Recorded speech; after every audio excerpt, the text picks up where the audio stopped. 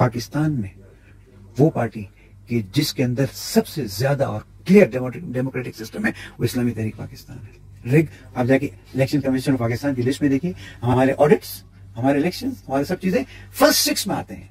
तो हम चाहते ये हैं कि हम डेमोक्रेटिक रहें। ये खानदानी नहीं है, ये क्या है, प्योर रियल डेमोक्रेटिक सिस्टम है। और इंशाल्लाह वक्त आएगा तो हम फैसला करेंगे। अब बात यह है कि एक लफ्ज है जिसको कहते हैं डेमोक्रेसी। असल में ये लफ्ज डेमोक्रेसी नहीं है, ये लफ्ज है democrazy. It's demonstration of craziness. इंसानों को बेवकूफ बनाने के लिए एक सिस्टम बनाया गया है और मुसलमानों के जहनों को कंट्रोल करने के लिए सिस्टम बनाया गया जिसको डेमोक्रेसी कहा जाता है। By the people, for the people, on the people. क्या आप खड़े हो सकते हैं इलेक्शन में? अमेरिकन इलेक्शन में $350 बिलियन वाली भी नहीं बढ़ सकी। अच्छा, ट्रम्प का देखिए कितना फंड रेजिंग हुआ। जब तक आपके पास पैसा नहीं है तब तक आप, पैसा कौन देगा? वो देगा। अभी यहां की भी बात करते हैं, वो देगा कि जिसका कल कोई फायदा उसने, जैसे बंदूक की जो ऑर्गेनाइजेशन है वो पैसा देती है ताकि बंदूक पे पाबंदी न लगे।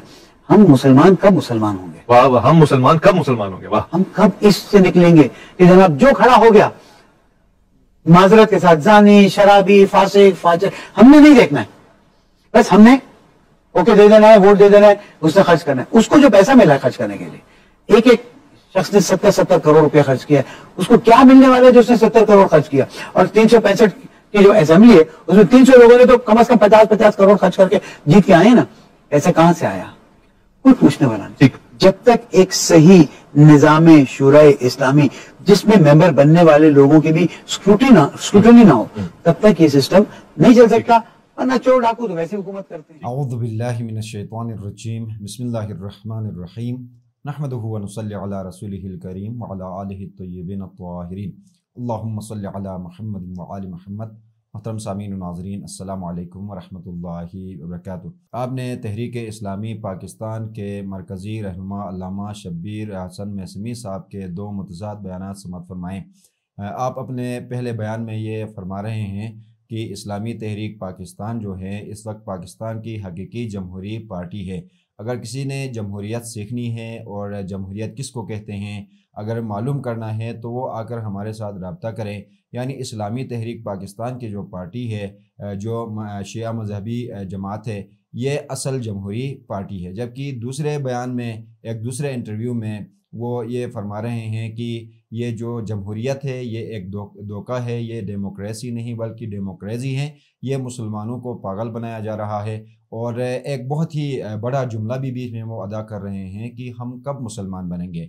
यानी हम जमहूरियत के तहत जो ज़िंदगी गुजार रहे हैं, जमहूरी मुल्क के अंदर, जमहूरी सियासी निज़ाम के अंदर जो हम ज़िंदगी गुजार रहे हैं, चाहे शिया हो या सुन्नी हो, हम मुसलमान ही नहीं हैं। गोया हम काफिर हैं या हम मुशरिक हैं। यहाँ पर अल्लामा शब्बीर हसन मैसमी के एक तो पहले ये जो बयानात हैं इनके अंदर तजाद है, और दूसरी तरफ से हम देखते हैं तो इनके ये जो लेटेस्ट उनका बयान आया है इसमें और उनकी अमली ज़िंदगी के अंदर बहुत बड़ा तजाद है। पाकिस्तान के अंदर उस्ताद मोहतरम सैयद जवाद नकवी हफ़िज़हुल्लाह ने पाकिस्तानी तशय्युओं को, पाकिस्तानी मुसलमानों को ये समझाने की कोशिश की कि ये जो जमहूरियत है ये शिरकिया निज़ाम है। जब उन्होंने जमहूरियत और खिलाफत और इमामत की तारीफ़ की तो वहाँ पर उस्ताद मोहतरम सैयद जवाद नकवी हफ़िज़हुल्लाह ने ये फरमाया था कि जमहूरियत से मुराद ये है कि निज़ाम भी इंसानों का बनाया हुआ हो और हाकिम भी इंसानों के बनाए हुए हों, और इंसान के बनाए हुए हाकिम इंसानों के ऊपर हुकूमत करें, और जो कवानीन है वो भी इंसानों के ही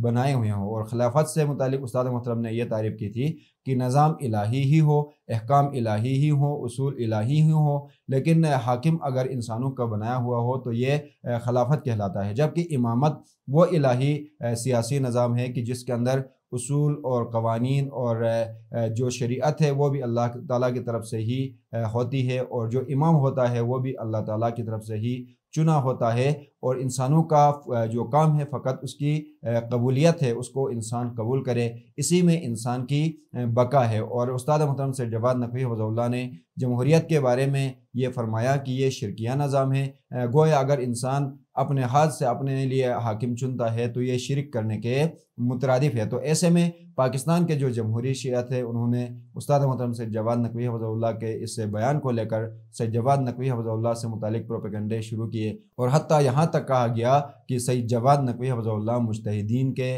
فتاوا کے خلاف جا رہے ہیں اور باقاعدہ نئے استفتاءات کے ذریعے مجتہدین اکرام سے نئے فتوے لیے گئے اور یہ جواز پاکستان کے اندر فراہم کرنے کی کوشش کی گئی کہ جمہوریت کے اندر ہی تشیع کی نجات ہے، جمہوریت کے اندر ہی مسلمانوں کی نجات ہے، اور پاکستان کے اندر جو آئین ہے اگر اس کو حقیقی معنوں میں نافذ العمل بنایا جائے، جس کے اوپر پاکستان میں عمل نہیں ہو رہا ہے، تو یہی ولایت فقیہ ہے۔ حتیٰ یہاں تک ان علماء نے جو پاکستانی جمہوریت میں حصہ لیتے ہیں انہوں نے یہ کہا، اور حتیٰ کہ آج تو شبیر محسمی صاحب کا یہ بیان آیا ہے۔ اگر آپ تفسیر الکوثر دیکھیں گے، علامہ شیخ محسن نجفی رحمۃ اللہ علیہ مرحوم نے اپنی تفسیر کے اندر بھی یہ واضح فرمایا ہے کہ جمہوری نظام جو ہے شرکیہ نظام ہے، چونکہ اس کے اندر جو اس کے ذریعے سے جو حاکم آتے ہیں وہ الہی حاکم نہیں ہوتے، اور حکومت کرنے کا حق فقط اللہ تعالیٰ کی ذات کو حاصل ہے، اور اللہ تعالیٰ کے اذن سے انبیاء انسانوں کے اوپر حکومت کر سکتے ہیں، ائمہ طاہرین علیہ السلام انسانوں کے اوپر حکومت کر سکتے ہیں، اور اس کے بعد جو ان کے قریب ترین افراد ہے زمانہ غیبت کبریٰ کے اندر جو فقہاء ہیں، جن کے اندر جو صفات ائمہ اطہار علیہ السلام نے بیان فرمائی ہیں، وہ صفات جن فقہاء کے اندر ہوں گی، اگر یہ صفات ان کے اندر موجود ہیں، علمی لحاظ سے ان کا مرتبہ، عمل کے لحاظ سے، تقویٰ کے لحاظ سے، پرہیزگاری کے لحاظ سے، اور ائمہ اطہار علیہ السلام کے اقوال کے مطابق زندگی گزارنے کے لحاظ سے جو فقیہ سب سے قریب ترین ہوگا ائمہ معصومین علیہ السلام کے، اسی کو حکومت کرنے کا حق حاصل ہے۔ یہ علامہ شیخ محسن نجفی رحمۃ اللہ علیہ مرحوم نے بھی اپنی تفسیر کے اندر لکھا تھا، لیکن سید جواد نقوی حفظہ اللہ نے جب یہ بات کی تو ان کے خلاف سوشل میڈیا کے اوپر منظم پروپیگنڈے کیے گئے، اور حتیٰ کہ صاحبان امامہ نے بھی سید جواد نقوی حفظہ اللہ کے اس تشریح کے اوپر جو ہے تجزیے کیے اور ان کو غلط ثابت کرنے کی کوشش کی۔ بالآخر حقیقت یہی ہے، اگر پاکستان کے یہ علماء کسی وجہ سے مصلحت کا شکار ہیں، یا وہ کسی پریشر میں ہیں، یا وہ جو ہے یہ سمجھتے ہیں کہ وہ حالت اضطراری میں ہیں، تو یہ الگ بات ہے، لیکن حقیقت میں دیکھا جائے تو امامت کے علاوہ کسی بھی نظام کا حصہ بننا اور اس کو دل و جان سے قبول کرنا اور اس کے مطابق زندگی گزارنا، یہ مسلمانوں کے لیے اسلام سے، مسلمانیت سے خارج کرنے کے لیے اتنا کافی ہے۔ ہم دعا گو ہیں کہ اللہ تعالیٰ پاکستان کے دیگر جتنے بھی علماء ہیں ان کو بھی یہ بات سمجھنے، اور یہ فقط بیان کی حد تک، چونکہ پاکستان کے اندر یہ بھی ایک افسوسناک امر ہے کہ پاکستان کے ممبروں سے جو کچھ بیان کیا جاتا ہے وہ نہ فقط عوام اس کے اوپر عمل نہیں کرتے بلکہ وہ ثواب کی نیت سے سن کر جاتے ہیں، حتیٰ کہ علماء کے اندر بھی یہ مشکل ہے کہ وہ جو کچھ بیان کرتے ہیں اس کے اوپر وہ خود عمل نہیں کرتے، اور اسی وجہ سے جو نوجوان تعلیم یافتہ نسل ہے وہ آہستہ آہستہ علماء سے، دین سے، اسلام سے اور مکتب تشیع سے دور ہو رہی ہے، اور اس کی جو بنیادی وجہ ہے وہ علماء کے قول اور عمل میں تضاد ہے۔ ہم دعا گو ہیں کہ اللہ تعالیٰ علماء پاکستان کے قول و عمل میں یکسانیت پیدا کرے، اور پاکستانی مسلمانوں کو مل کر یہ جو شیطانی نظام ہے جس کا نام جمہوریت رکھا گیا ہے اس سے بچ نکلنے اور الہی نظام اس سرزمین کے اوپر قائم کرنے کی توفیق عطا فرمائے۔ آمین۔ والسلام علیکم ورحمۃ اللہ وبرکاتہ۔